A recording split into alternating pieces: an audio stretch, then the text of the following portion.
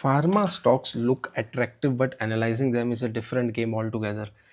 Clinical trials, regulatory hurdles, long product cycles, everything matters. So, in today's video, I will simplify the entire analysis process into a straightforward framework that even beginners can use. Let's start. So, this video is about pharma stocks, how to analyze those stocks. Okay, so section 1, always we go section by section, and the first thing you need to know is understanding the business model.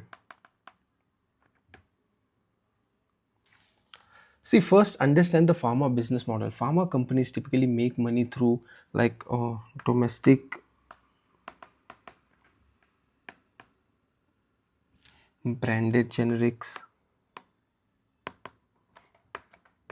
then they make from export generics,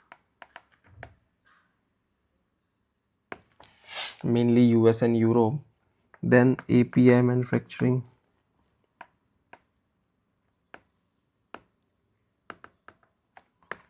then they are specialized or patented drug they have,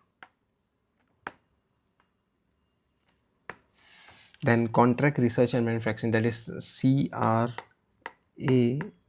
CRAMS, and of course vaccines. So different business mixes is equal to different risk profile. For example, Sun Pharma earns heavily from specialty drugs. Cipla and Lupin have strong US generic exposure, and Divis Lab is a global leader in APS. See, always identify what segment drives the revenue and how stable or risky that segment is. So the first thing you need to know is understand the business model. Let's move on to the next point. The next point is check the therapy mix. What is that? Check therapy mix. Unlike FMCG or IT, pharma is therapy driven. Look at which therapies the company specialized in, like diabetes, oncology, dermatology, respiratory, pain management, gastro. Therapies with long term growth and chronic usage are more stable. For example, Sun Pharma dominates the dermatology department and Cipla dominates the respiratory. So, understanding that which therapy mix they have is a very most important point, one of the most important point to know. The third is regulate, regulatory and compliance. Here, this is the most important part of the pharma analysis. Always check for US FDA inspections.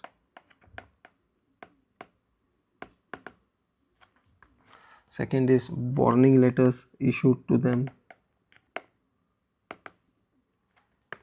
Third point is import alerts.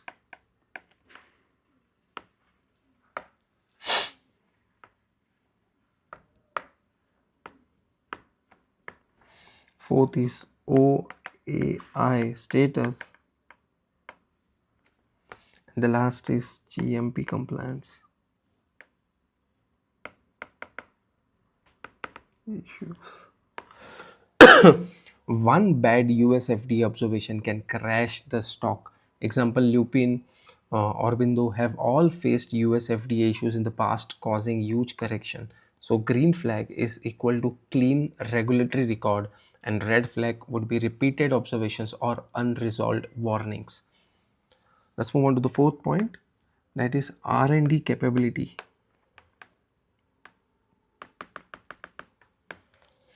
See, strong R&D is the backbone of sustainable pharma company. Check R&D spending percentage of sales. You should always look for the percentage of sales which they spend for research and development. Ideally, it should be around 6 to 10% for generic companies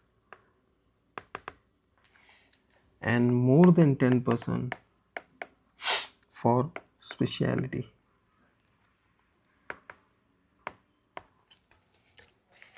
The first thing is R&D spending. Second, you should be looking at the pipeline, number of ANDA filings and approvals. You should be looking what are there in the pipeline, the number of filings, approvals and everything. Next should be your focus area, like biosimilars,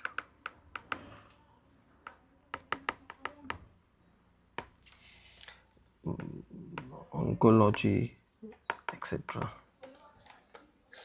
And in R&D, success rate of their filings.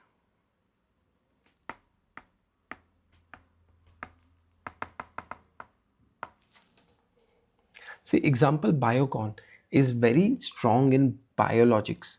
Dr. Reddy has a solid pipeline in injectables. So these are the points you need to consider the R&D capability for any pharma stock. Let's move on to the next point.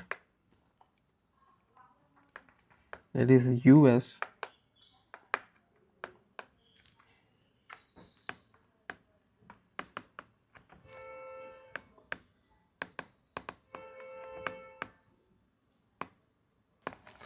US generic pricing pressure.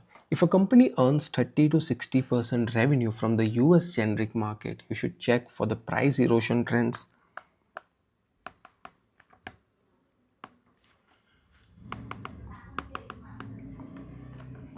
You should check for competition.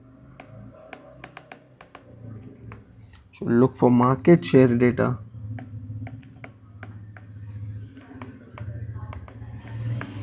Look for product launches.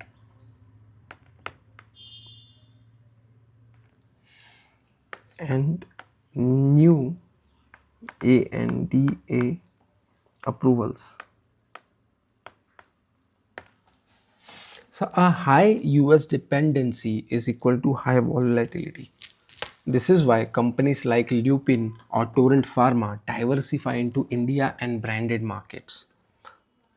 Let's move on to the sixth point. It is the financial analysis of these companies. As how to evaluate the financial performance of pharma stocks. The first thing, the key ratios to monitor here. The first would be revenue growth. And that is also checked for at least 5 years. Next point is EBITDA margin, obviously. See, good companies maintain around 20 to 25% of EBITDA. Then the next is gross margin. API heavy firms have lower and branded firms have higher gross margin. Okay. The next key ratio you should be monitoring is return on capital employed and return on equity. So ideally, a good company is above 15% in both. The next you should be seeing this R&D expense ratio, then debt levels, and the most important point is cash flow stability. So important trends you need to check is, are margins improving or declining? Is the company reducing dependency on the low margin generics, and is free cash flow is improving? For example, Divis Lab, they have high margins due to API leadership, and Sun Pharma has an improved margins after focusing on the specialty products. Moving on to the next point is the product pipeline and moat.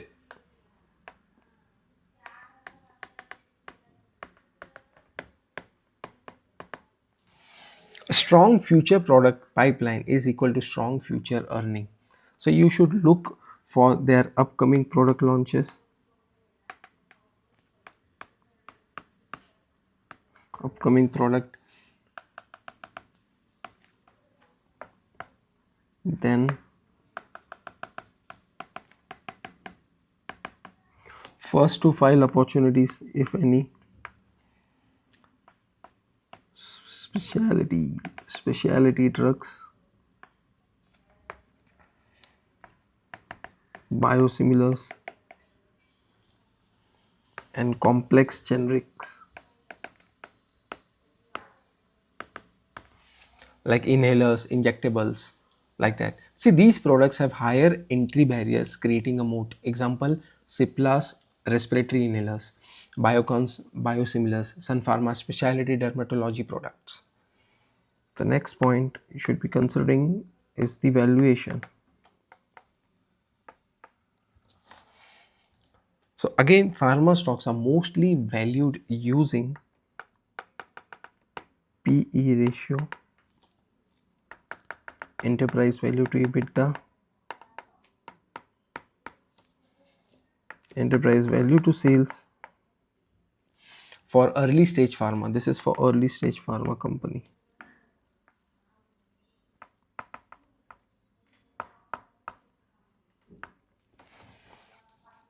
And of course, our favorite DCF, discounted cash flow, for stable and predictable cash flows. So cheap does not always mean good. A low PE may indicate regulatory risk or weak pipeline. Compare valuations with the peers in the same segments. Next point is key risks. So always factor in risk when analyzing a pharma stocks. There could be there are various type like regulatory risk, regulatory actions, then product recalls, then high US dependency,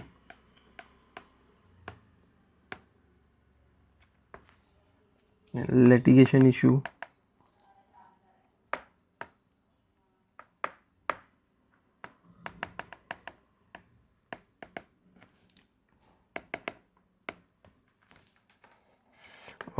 delay in product approvals,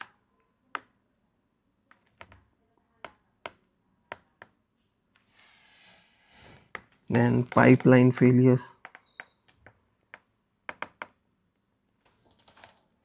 currency fluctuations,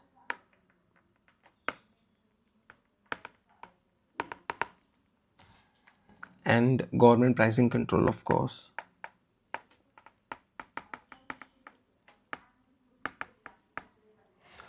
uh, NPPA, which is in India. Understanding these risks will help you avoid the big mistakes. Now let's go on to the final checklist. If you want to analyze any pharma stock, what should be your checklist? The first point you will see is the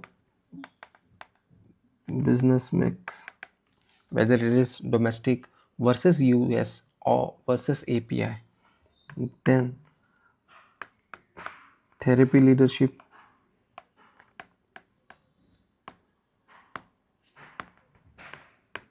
the next point is regulatory track record,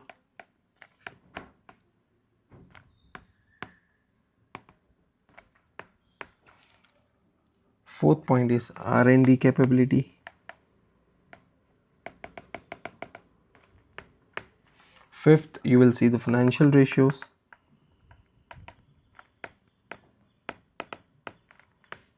sixth you will see the margin trend, seventh will be the debt levels and cash flow. Next point would be product pipeline strength, of course management quality,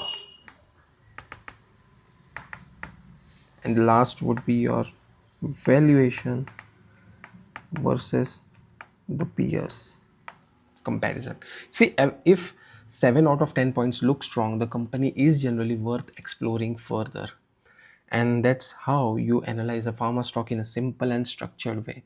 If you found this video very useful, hit like, share this with your friends, and subscribe for more such research based content. Thanks for watching. Love you all. God bless us. I'll see you in some other video. Bye bye. Take care.